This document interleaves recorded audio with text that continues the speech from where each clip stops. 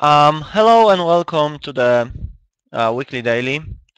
This is Mateusz Myślicki, MiM's on Mtgo, and this is modern daily, which we are going to be playing with the Naya Zoo list. This is my third take on the deck. I was like testing for a long time. The Blue Zoo deck, but you can see this time Blood Moon is in the sideboard. And this is the deck that is largely based on what Brian Kibler won made a top 8 of the Grand Prix uh, San Diego. Zulist he was playing.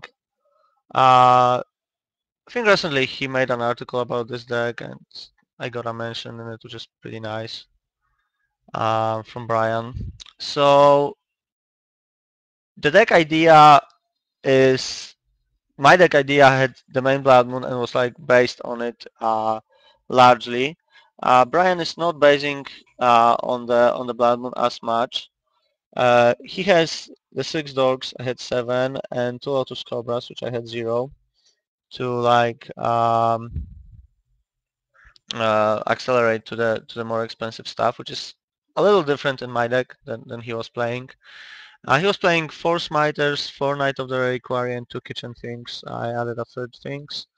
3 Path to Exile and Lightning Bolt. I just left it the same. Freedom Irade, which I left, and 1 Ayani Vengeance. He also had 1 Elspeth Tyrell, which I didn't like in this deck, because I really don't think this is a deck that wants to do what Elspeth Tyrell wants to do.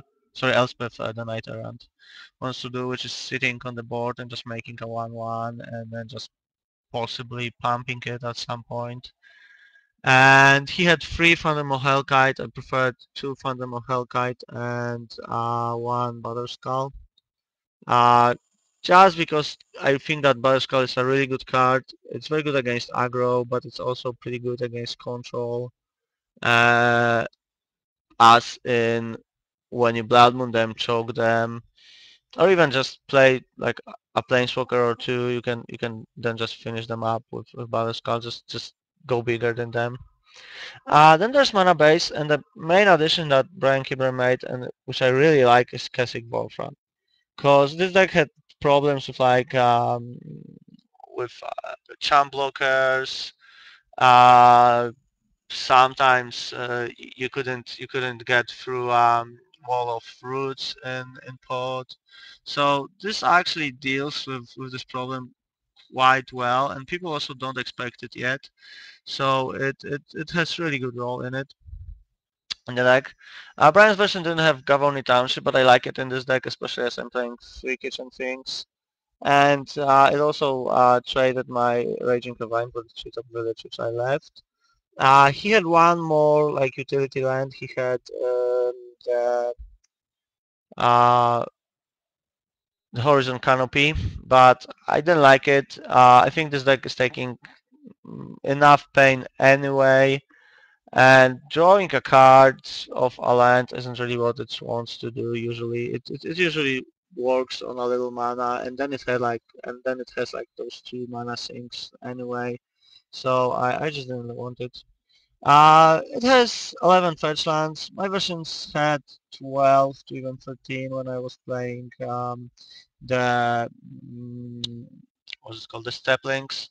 But I guess 11 is enough. We are playing 3 Deathrite Shamans obviously, and then Knights of the Reliquary, and the fetch lands are pretty important.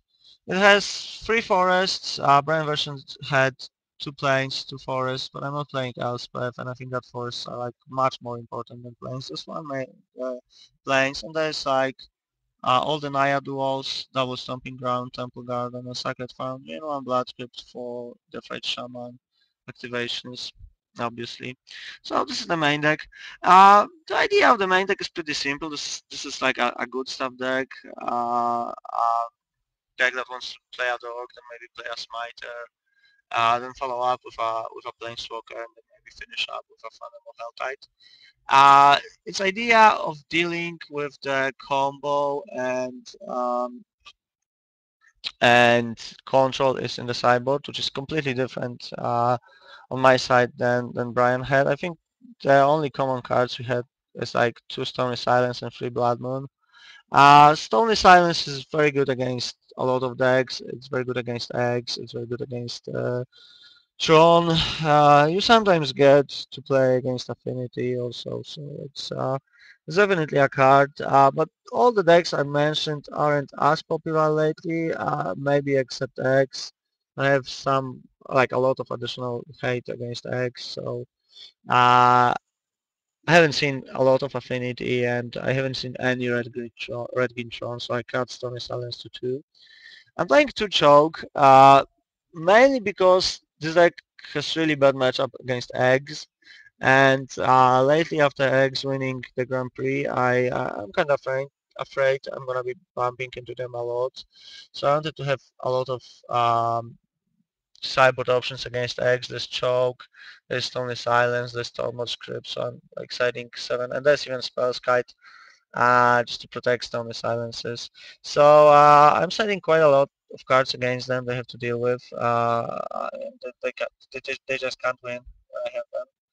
So this is that. There's like 3 value cards in the sideboard as well. There's Sword of Light and Shadow and there's Batterskull. Um, the thing is, you sometimes are gonna be paired against control, which wants to like 2-for-1 you all the time with electrolyzes, sometimes 3 or 4-for-1 with like Supreme Verdict, and Sword comes really handy over there. It's also very good against like mono white decks. This deck has quite a hard time against, used to have some quite hard time against like tokens. I didn't like my Martyr matchup, but maybe with like a lot more fatties it's gonna be a little better. So this sword is very good against them. They rarely can win if you just equip a creature with it. It can. Sorry for that. That was a buddy. It can actually just win the game on its own from like very bad situations. And there's like another Batterskull against like against aggressive decks. You want to be like controlling. You want to just kill their guys and then play something big. So Batterskull is much better than Thundermaw here, obviously. Like against red green aggro, maybe against mono red. Possibly against Martyr. So this is like your value options. Spellskite comes for auras. You sometimes see Twin, you sometimes see Infect. I don't want to be barehanded against them, like folding with no real sideboard options. Uh, Against Infect and against auras, Blood Moon is pretty good, but I want to just have that little something in Spellskite. And it's not useless against like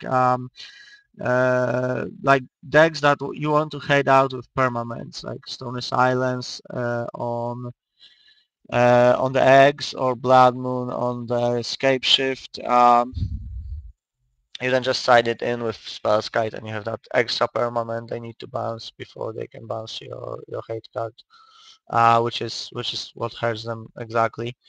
Uh, And well, Blood Moon with Choke are obviously the options to just lock out the greedy mana bases. There's a lot of greedy mana bases, and your deck is equipped to deal with the situation of Blood Moon on the table or on the Choke. So Choke is not only against X, it's also against the blue-white red. It's a pretty good card. Mm, yeah, so that's the whole deck. You're gonna see how it fares. I'm I'm not very sure it's gonna be my choice, but I want to try it out. The deck, well, went into top 8 of a Grand Prix. It has a lot of powerful plays. I'm kind of afraid that modern meta is going a little towards Anther decks. I've seen a lot of Living End lately, which is why I added Tormod scripts, and I have seen the decks that want to cheat Emrakul into play or Grizzlebrand with Glory of Vengeance again Tormod script. I didn't have any like graveyard hate before. Now I've got 3. And if those kind of decks, like with Scape Shift are becoming popular, then maybe I'm gonna be testing some quicker deck. But for now, it's just a very powerful deck that first well in the unknown meta. It has powerful plays. It has stuff to deal with the combo. So I'm assuming it should be alright. And we'll see you round one.